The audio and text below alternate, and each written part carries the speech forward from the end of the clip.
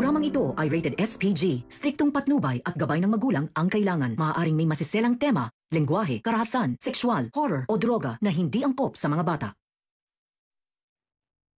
Sa pagtakas ni Madam Aurea mula sa mga kamay ni Patty, nagbukas ang pinto ng maraming posibilidad. Ang buhay ni Ina ay malalagay sa alanganin, ngunit hindi ito naging hadlang sa kanya. Ang kanyang desisyon na iligtas si Madam Aurea, kahit pa may kapalit na panganib, ay nagpatunay ng kanyang katapangan at malasakit. Para kay Ina, walang halaga ang kanyang sariling kaligtasan kung magdudusa si Madam Aurea, isang taong hindi siya kaano-ano.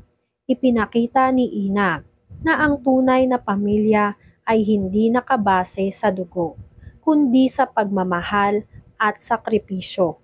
Si Madam Aurea, sa kabila ng lahat ng nangyari, ay nagpasalamat kay Ina at sa mga tao sa barangay na tumulong sa kanya. Ramdam ni Madam Aurea na wala nang pakialam ang kanyang pamilya sa kanya at siya mismo ay nagdesisyon na ipagpatuloy ang buhay ng mag-isa.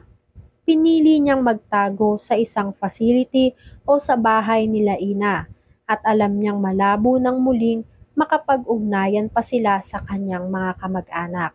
Para sa kanya, siya ay isang pabigat na lamang sa kanilang buhay. Kaya't nagpasya siyang ilayo ang sarili mula sa kanila.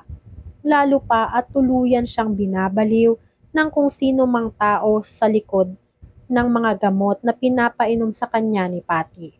Ngunit sa kabila ng kanyang kalungkutan, natagpuan ni Madam Aurea ang bagong pamilya sa mga tao sa paligid ni Ina, sa mga simpleng galak at malasakit na ipinapakita sa kanya. Nahanap niyang muling may nagmamahal sa kanya. Puno ng pasasalamat si Madam Aurea at sa wakas nakatagpo siya ng mga taong handang magmalasakit sa kanya. Habang magkasama sila ni Ina at ng kanyang mga kasama sa barangay, unti-unti niyang nalamang hindi siya nag-iisa dahil sa mga kagalakan at pagsubok na kanilang hinarap. Nagbigay si Ina ng isang pangako kay Madam Aurea.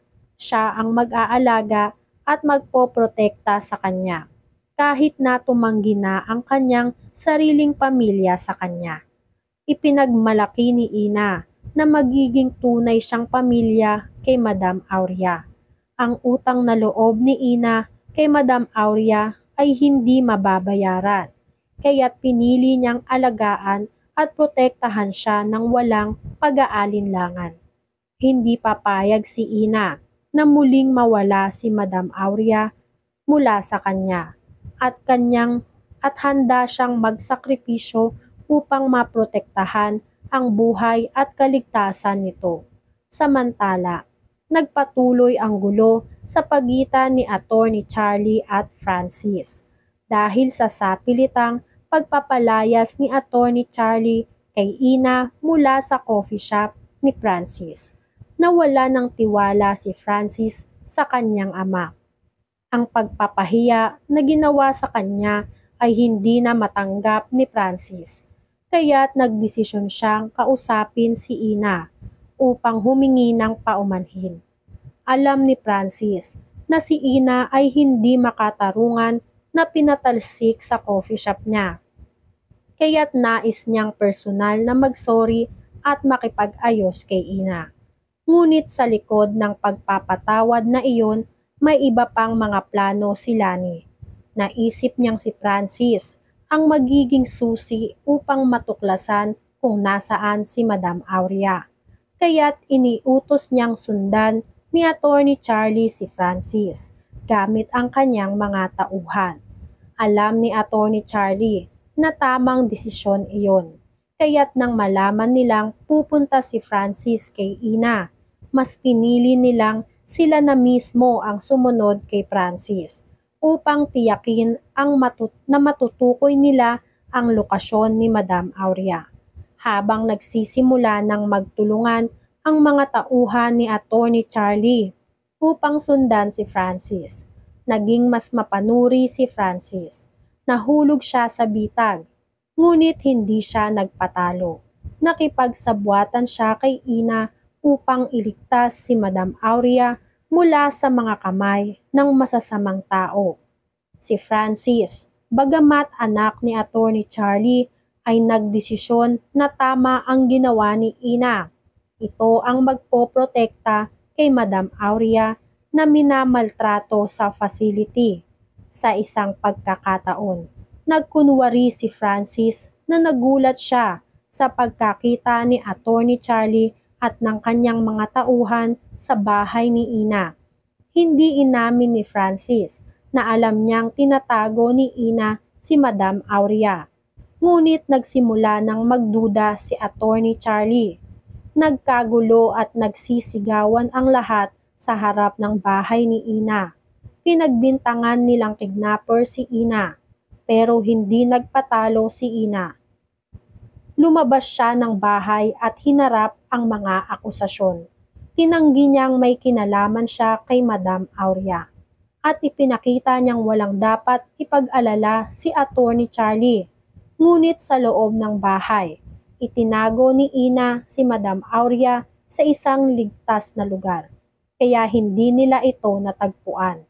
Nahiya at napahiya si Atty. Charlie at ang kanyang mga kasama na sina Joanna sa kanilang ginawang iskandalo.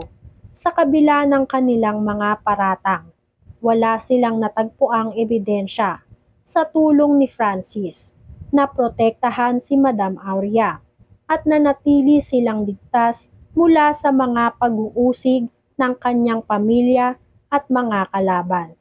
Sa pagtatapos ng pangyayaring ito, lalong naging matibay ang samahan ni Ina at Francis. Bagamat magkaibang mundo sila, natutunan nilang magtulungan at magtiwala sa isa't isa.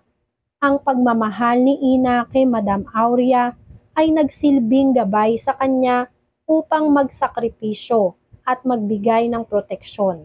At si Francis naman ay naging kasangga ni Ina sa pagtuklas ng mga lihim at pagtulong kay Madam Aurea. Magkasama nilang pinagpatuloy ang kanilang laban para kay Madam Aurea, hindi lang bilang isang utang na loob, kundi bilang isang pamilya. Handa silang sumugal at magpatuloy sa kanilang laban. Kahit pa ang kapalit ay ang kanilang sariling kaligtasan. At sa huli, nahanap nila ang tunay na kahulugan ng pamilya. Hindi sa dugo, kundi sa malasakit, tiwala at pagkalinga sa isa't isa.